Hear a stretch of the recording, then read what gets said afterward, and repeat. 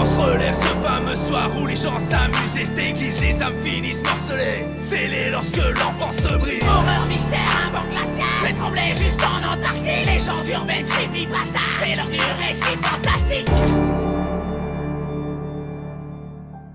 Avant, j'étais comme vous. J'adorais frissonner. Je cherchais par tous les moyens à me faire peur, à me donner une bonne grosse dose d'adrénaline. Films d'horreur, maisons hantées, creepypasta, urbex dans des endroits flippants, j'étais toujours à la recherche de nouvelles choses. Et c'était devenu difficile au bout d'un moment, car quand tu as tout essayé, plus rien ne te surprend. C'est pour cela que j'ai décidé de tenter ma chance à l'étranger. J'avais plusieurs idées de pays dans lesquels je pouvais trouver ce que je cherchais, mais j'ai finalement opté pour l'Écosse, un pays que j'appréciais. Il faut dire que de nombreuses œuvres m'avaient donné envie de visiter le paysage de ce pays. Les Highlands qui sont montrés dans Highlander, les châteaux montrés dans divers films, et même des BD, comme dans la jeunesse de Picsou. Et vous vous en doutez, les fameux châteaux hantés qui parsèment ce beau pays. J'ai donc voyagé dans une petite ville paumée au nord de l'Écosse, non loin d'un de ces châteaux hantés, où j'espérais pouvoir passer quelques nuits.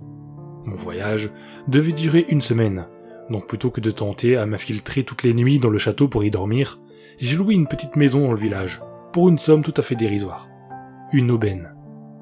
La location n'était vraiment pas chère, certes, mais après l'avoir vue, j'ai bien compris pourquoi. Elle était vraiment délabrée. Elle était assez spacieuse néanmoins. Mais la poussière avait envahi les lieux. À l'intérieur de la chambre régnait une odeur de moisi, comme si elle n'avait pas été aérée depuis des lustres. J'ai vite fait d'ouvrir la fenêtre, espérant ne pas avoir cette sale odeur durant la nuit. En l'ouvrant, j'ai pu profiter d'un spectacle grandiose. Une vaste étendue de plaine verdoyante, et au bout, un immense château. Les fameuses Highlands, et le fameux château hanté, dans lequel j'allais essayer de me faire peur. 2 choses que je voulais absolument voir en venant ici, que demander de plus. Comme le voyage m'avait quand même fatigué, j'avais décidé de ne pas trop me presser, et de passer une bonne nuit au calme dans ma fantastique demeure. J'avais ramené de quoi passer le temps, des bouquins, un lecteur DVD avec quelques films d'horreur, cela va de sans dire, et quelques barres chocolatées pour tenir la nuit, avant de faire quelques courses le lendemain. Le soir venu, alors que j'étais dans ma chambre en train de regarder The Conjuring 2, j'ai entendu de grands bruits sourds. Je me suis levé pour aller voir d'où ça venait, mais sans succès. En allant me recoucher, rebelote. Des coups, comme si quelqu'un tapait contre un mur. Cette fois, je les avais entendus distinctement, ce n'était pas le fruit de mon imagination. Je suis resté un instant au milieu du salon, en tendant l'oreille, pour essayer d'identifier la provenance de ces coups. Et des coups, il y en a eu. Plein.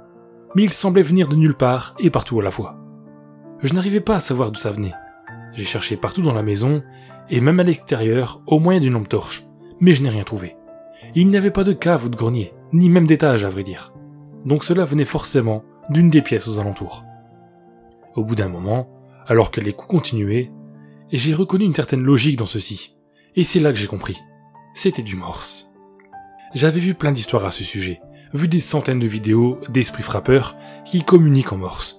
Du coup, j'avais à peu près appris ce langage. Je me suis assis sur le fauteuil du salon, et je me suis concentré. 3 coups rapides. 3 coups lents. 3 coups rapides.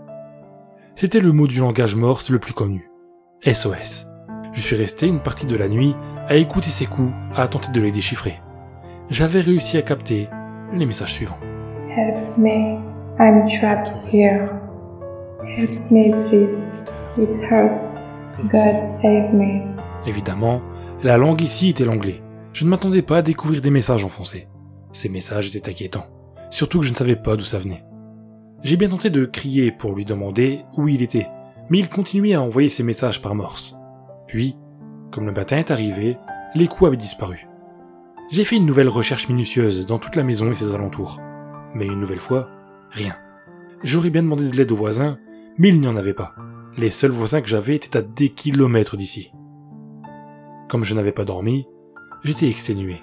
Et puis, tout cela me semblait être une blague mise en place par quelques jeunes du coin qui voudraient effrayer les touristes et faire vivre la légende des fantômes du château.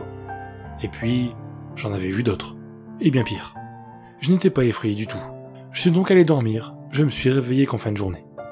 La nuit était tombée, et ce qui m'avait sorti de mon sommeil, c'était de nouveau des coups. Je suis retourné dans le salon, et à nouveau, j'ai déchiffré le morse. Help me please. Somebody get me out of here. cette fois, et j'ai eu l'idée de répondre directement en morse, en tapant moi aussi du pied sur le plancher. « Where are you ?» Et alors que le tonnerre grondait dehors, et qu'il s'était mis à pleuvoir, il m'a répondu « Cell. Cell ? Cellar ? Une cave ? Pourtant, j'avais bien cherché, je n'ai trouvé aucune trace de cave dans la maison. Et dans la location, il n'était pas question de cave. J'ai passé un coup de fil à la personne qui louait la maison, en lui parlant de ses coups et de cette cave. Comme il était tard, il m'a répondu très sèchement que la maison n'avait aucune cave, et qu'il n'avait jamais entendu de coups dans cette maison. Puis il a raccroché. Après cela, il n'y avait plus de coups du tout. J'ai continué ma semaine entre la maison et le château, et la seule expérience paranormale que j'ai eue durant la semaine était ces coups. Je suis rentré en France, ayant encore en tête le bruit qu'il faisait.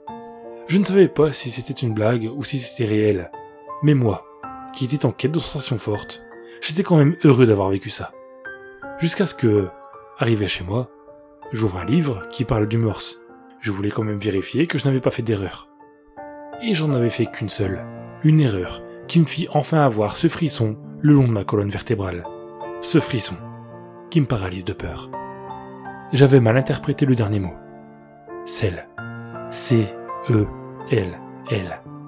Je m'étais trompé pour la première lettre, sûrement à cause du tonnerre à ce moment précis. Ce n'était pas un C, mais un H. Elle.